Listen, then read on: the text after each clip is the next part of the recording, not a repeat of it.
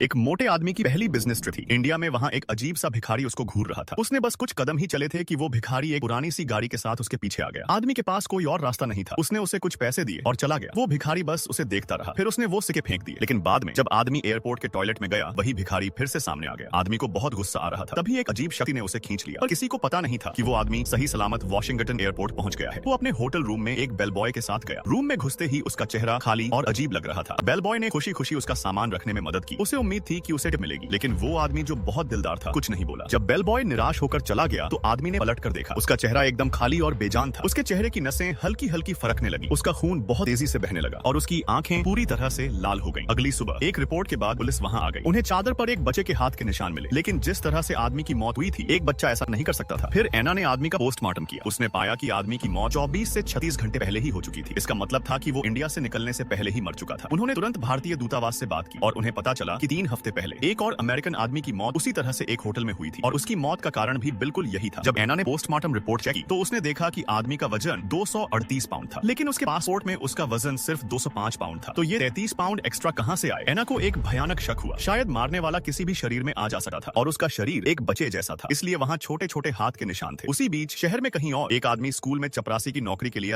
एक छोटे बच्चे ने उसका ध्यान खींच लिया। रात में जैक नाम का एक बच्चा सोने ही वाला था जब उसने अपने कमरे में एक अजीब से भिखारी को देखा। जब वो अपने पिता को बुलाने गया, कुछ ही सेकंड में वो गायब हो गया। उसके पिता को लगा कि ये कोई बुरा सपना था। उसे शांत करने के बाद वो अकेले टीवी देखने चले गए, लेकिन उन्होंने ध्यान नहीं दिया कि वो भिखारी उनके पीछे खड़ा था। जैक ने अपने पिता की चीख सुनी और घबराकर कमरे से बाहर भागा। उसने देखा कि उसके पिता की आंखें लाल हो गई थी। अगली सुबह पुलिस आई। एना को पता चला कि जैक ने एक छोटा भिखारी देखा था। सारे सबूत उसी भिखारी की तरफ इशारा कर रहे थे और शायद वो वही था जिसने पहले उस आदमी को मारा था। लेकिन एना को एक बात समझ नहीं आई कि भले ही जैक के पिता की आंखें लाल थीं, लेकिन उनमें से खून क्यों नहीं बहा बाकी लोगों की तरह। एना एकदम से रुक गई। उसे लगा कि ये बस शुरुआत है। वो वापस मुर्दा घर भागी और उसने देखा कि लाश का पेट फूला हुआ था। वो उसे चेक करने के लिए तैयार हो गई, लेकिन तभी वो डर कर पीछे हट गई और उसकी बंदूक भी गिर गई। पेट से एक छोटा हाथ बाहर आ रहा था। एना ने डरते डरते अपनी बंदूक उठाई, लेकिन जब उसने दोबारा देखा तो पेट फिर से नॉर्मल हो गया था। वो अलर्ट हो गई और खून के निशानों का पीछा करते हुए स्टोरेज रूम में गई, लेकिन जब उसने दरवाजा खोला तो अंदर कुछ भी अजीब नहीं था। एना ने ये नहीं समझा कि वो भिखारी सब कुछ देख रहा था। जब एना को पता चला कि ये एक सुपरनैचुरल केस है तो वो एक प्रोफेसर से मिली जो भारतीय संस्कृति का अध्ययन करते थे। एना की बात सुनकर प्रोफेसर ने तुरंत समझ लिया कि वो भिखारी एक फकीर था। फकीरों में बहुत ताकत होती है। वो सिर्फ गायब नहीं हो सके बल्कि कोई भी रूप ले सकते हैं। वो अजीब भिखारी फिर से स्कूल आ गया, चपरासी बनकर। तभी